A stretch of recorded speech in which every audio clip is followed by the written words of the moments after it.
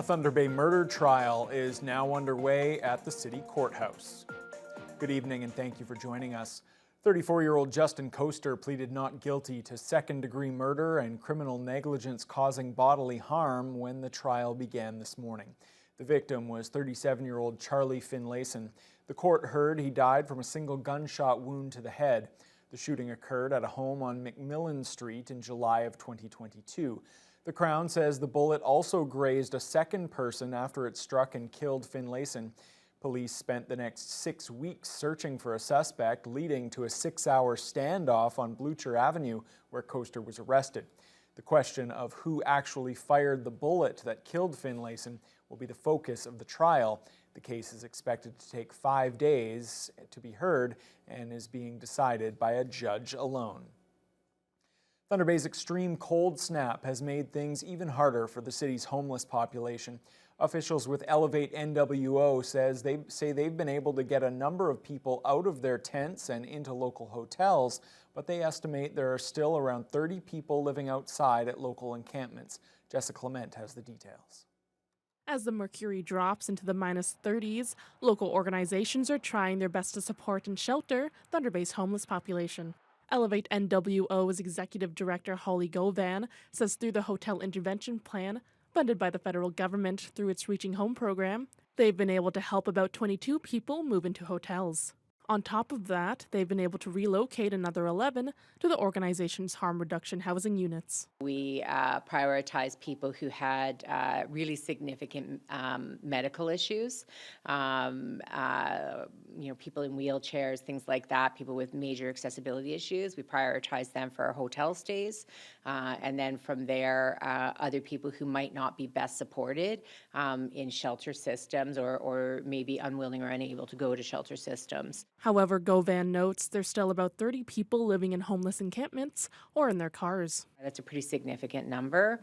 They'll spend some nights in stairwells or in hallways in buildings they can get into. We know some people are going and staying in abandoned buildings, and some nights they will go in and stay at a shelter. Govan explains those in the hotels are able to stay from December to the end of March, but says if they don't have a housing offer after that time frame, they'll be back on the streets. It was actually really heartbreaking last year to see so many people returning to the camps year over year. It just shouldn't take this long, especially when we have vacant units available. So let's get those operational, let's get people housed, and let's concentrate on how to support to keep people housed. Jessica Clement, TBT News. A 38-year-old man faces a number of weapons charges in connection to an incident Friday at the Andrus Court housing complex on Cumberland Street South. Police, including those from the Emergency Task Unit, were called in around 9 o'clock Friday morning after reports that a firearm had been discharged. No one was injured in the incident, and officers arrested the suspect on scene. The accused is charged with 8 total offenses, including for possessing a weapon for a dangerous purpose, possessing a prohibited weapon, and discharging a firearm with intent. The suspect appeared in court over the weekend and has been remanded into custody. The Fit for Less gym in the McIntyre Centre on Memorial Avenue is changing locations. The fitness centre will move to Intercity Shopping Centre in 2026, using part of the vacant space formerly occupied by Lowe's. Jonathan Wilson reports. Fit for Less has been located at the McIntyre Centre for at least 2 decades. The company has now confirmed its plans to relocate the gym across the street to Intercity Shopping Centre. Chief Operating Officer Kathy McKinnon says they're thrilled by this upcoming move and are excited to soon offer their members an even larger facility equipped with a variety of new equipment. That vacant space at Intercity has seen a number of large anchor tenants go out of business over the past decade or so. The Zellers department store closed its doors in January of 2013. U.S. retailer Target moved in soon after, but then closed up shop in 2015 after less than 2 years in the city. Lowe's opened in August of 2016 and then shut its doors after just 3.5 years. Dollarama moved into a portion of that vacant space 2 years ago, and now Fit for Less will use a similar size portion. ISC General Manager Stacey Ball issued a statement saying, "We're delighted that Fit for Less will be coming to Intercity Shopping Centre and look forward to welcoming them. Fit for Less will be a wonderful complement to our existing stores and services."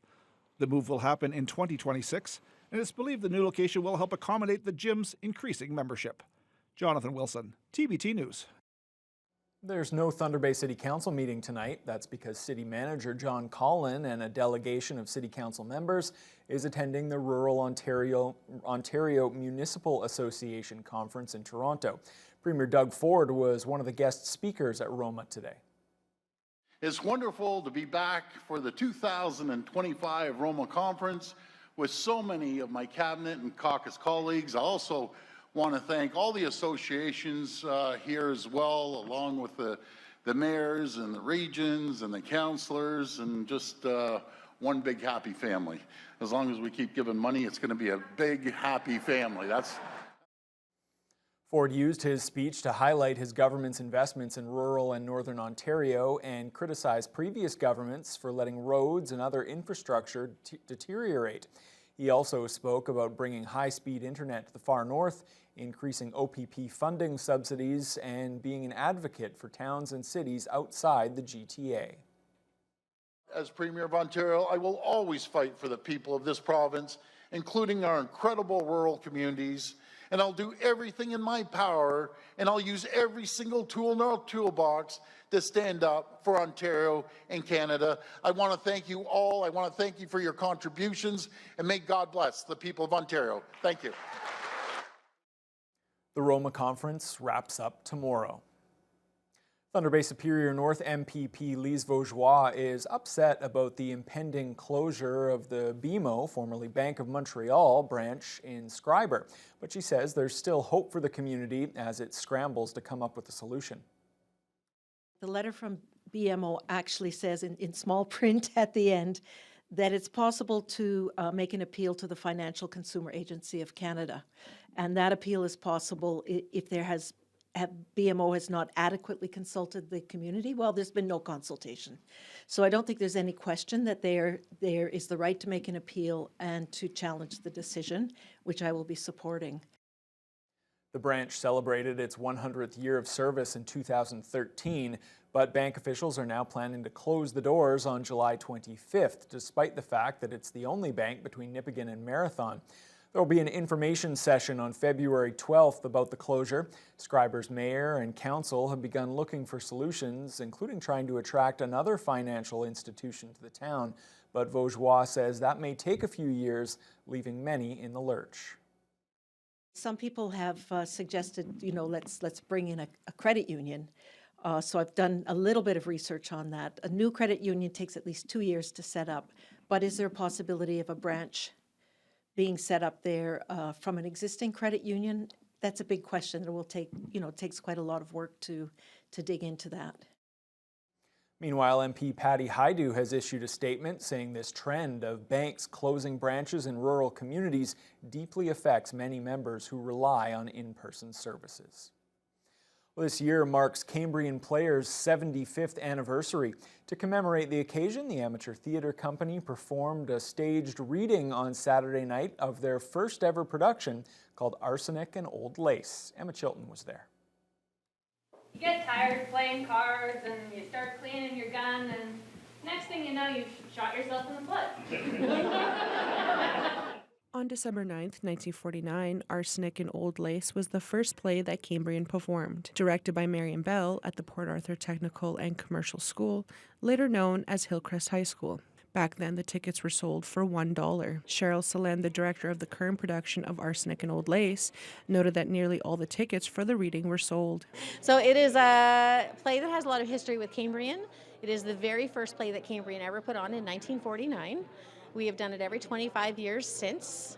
This year it was decided to do it as a staged reading, which means that we are scripts in hand, but with suggestive costumes and a bit of a set and all of that. So we're doing the movements, the big important stuff of the play, which is, it's a play that doesn't read well, it needs to be seen, because it's a lot of fun. It's also a comedy. It may not be very charitable of me, but I've almost come to the conclusion that this Mr. Hitler isn't a Christian. We have fundraisers going on, partly for our accessibility campaign, our spotlight on inclusivity, where we are building a lift onto our building, which is a big deal. We're always looking for donations towards that. We're hoping to add a bathroom on our main floor as well. To celebrate the 75th, we have a gala coming up in June. On February the 12th, we're doing a Sincerely Me cabaret where we will read some fun letters and have some performers as well for some music and some other things. And that is going to be on, like I said, on February the 12th. And then we did a trivia and a karaoke night in the fall as well, which is a lot of fun. For the milestone year, the company is holding a fundraiser for their accessibility campaign for Spotlight on Inclusivity. They're asking 75 patrons to donate $75, which will help fund the renovations. Emma Chilton, TBT News. Despite a couple of dumps of snow this winter, snowmobiling in this part of the region is off to a slow start. Officials with the Thunder Bay Adventure Trails Snowmobile Club say they still don't have enough to fully open up all the riding trails. We have a little bit more snow, so we've been able to go out with our groomers and do a little bit of packing on our trails that are based on logging roads. But any of our trails that are wilderness based, like through the bush, across creeks and rocks and stuff, there's nowhere near enough snow for those areas yet. Club President Adrian Tessier says they're definitely off to a better start than last year, but they're still about a month behind schedule. Despite the lack of snow, more than 200 snowmobile permits were sold this year, which is typical, but the club noticed riders waited a little longer to buy them. The club maintains almost 400 kilometers of trails in the region, but right now only 70 kilometers in the Chappaqua and Shabandawan areas are open. Tessier says to fully open up, they need about 18 inches or 45 centimeters of snow.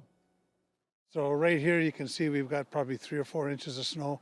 Out towards Chappaqua, there might be 6 or 8 inches of snow and everything in between, but not more than that. We're snowmobilers ourselves, so we want to get out on the trails and do some riding, and so the hope is that we're going to be able to do that. Trail updates can be found on the Ontario Federation of Snowmobile Clubs website. Well, no snow today, Fiona, but we had plenty of other winter conditions, including that temperature. It is a cold one out there. Yeah, it almost didn't matter that we didn't have snow coming in because it was too cold to be outside to do much of anything. If we take a look at what happened here in the city of Thunder Bay, we had an overnight low of -33, wind chills of -44.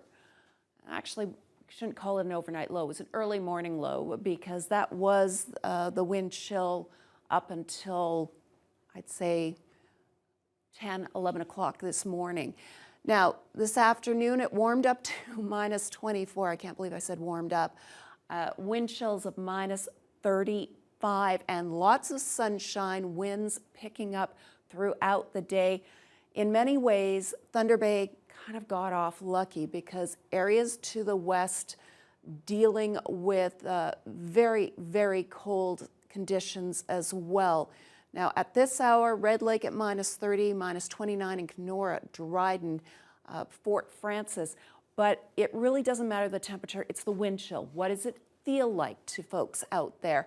And the wind chill in the west ranged from -43 to -40 as you head further east. So still staying in the -40s for most of the day. As I said, minorly warmer. Temperatures -28 for Upsala, Armstrong, Greenstone, but the wind chills are still sitting at -40. They did hit -30s, -30s at one point, but they are back into the -40 with a lot of sunshine along the eastern shore. Slightly milder, -25 in Marathon, -23 in Wawa, -17 in Sault Ste. Marie. But the wind chills still range from -33 overnight to, at this hour, -22. They've had a light snow shower just begin in the last hour. And further west, the winds are picking up. That's why they've got blowing snow in Red Lake. Here in the city of Thunder Bay tonight, it's going to be another frigid night and even colder than last night. -36 and a wind chill of -45 overnight. Winds, here's the good news, I guess if you can call it that, are going to start off at 20 km an hour but taper off down to about 10. But that extreme cold warning continues for northwestern Ontario and areas to the west. As you can see, it is blanketing Canada. The only area really avoiding it is the far, far east and the far west. And here in the city of Thunder Bay, Ryan, and most of the region, these extreme cold warnings are going to continue for at least another 36 hours. But there is an end in sight. It is going to start to warm up a little bit as we head further into the week. And by next weekend, we should be back into seasonal values. So. Okay, well, that is good news. Like to hear that we are going to get away from these ridiculous cold temperatures. But first, we got to get through tonight. So. We do, yeah, absolutely. We're not there yet. Okay, thanks a lot, Fiona.